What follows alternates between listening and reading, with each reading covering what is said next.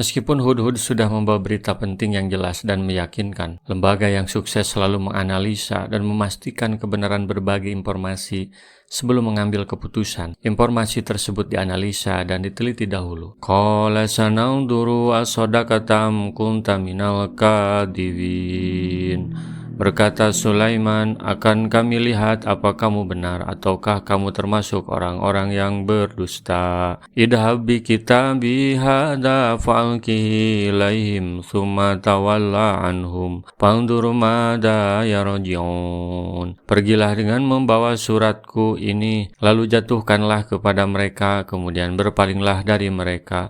Lalu perhatikanlah apa yang mereka bicarakan. Nabi Sulaiman alaihissalam menulis surat ditujukan kepada Ratu Balkis dan kaumnya, lalu menyerahkannya kepada Hudhud untuk membawanya. Surat itu dibawa Hudhud dengan paruhnya. Hudhud terbang menuju ke negeri mereka, dan ia hinggap di istana Ratu Balkis, di tempat yang sepi yang biasa dipakai oleh Ratu Balkis kala menyendiri. Lalu Hudhud melemparkan surat itu melalui celah yang ada di istananya, tepat berada di hadapan Ratu Balkis.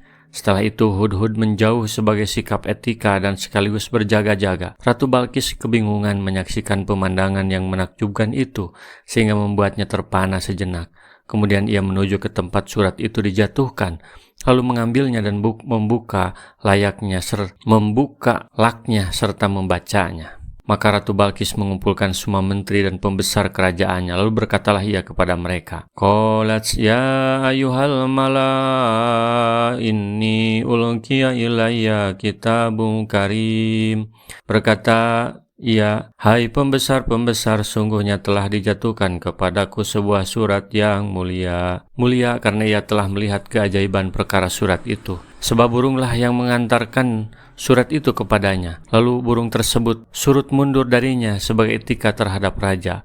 Hal seperti itu tidak akan mampu dilakukan oleh sembarang raja. Kemudian Balkis membacakan surat itu kepada mereka. Innahu min Sulaiman wa innahu bismillahirrahmanirrahim. Sesungguhnya surat itu dari Sulaiman, dan sesungguhnya isinya dengan menyebut nama Allah yang Maha Pemurah lagi Maha Penyayang. Ala ta'lu alayya wa tuni muslimin. Bahwa janganlah kamu sekalian berlaku sombong terhadapku, dan datanglah kepadaku sebagai orang-orang yang berserah diri. Maka mereka mengetahui bahwa surat tersebut berasal dari Nabi Allah Sulaiman alaihissalam, dan bahwa mereka belum pernah menerima surat seperti itu, memakai gaya bahasa yang berpanca sastra tinggi, ringkas dan padat, tetapi fasih, karena pengertiannya telah dapat ditangkap hanya dengan sedikit kalimat tetapi indah. Bismillahirrahmanirrahim. Itulah isi dakwah Nabi Sulaiman kepada tokoh terkemuka saat itu. Tentu pengaruhnya cukup besar mencakup negara yang ia kuasai. Secara kasat mata, Hudhud telah melaporkan tentang kemusyrikan kerajaan Sabah waktu itu. Tetapi dakwah tidak berhenti dengan informasi itu. Boleh jadi mereka tidak bertauhid adalah karena belum sampainya dakwah. Rasulullah SAW bersabda, baligu anni walau ayatan, sampaikan dariku meskipun satu ayat. Mari kita sebarkan jalan kebahagiaan dengan like, share, dan subscribe channel ini.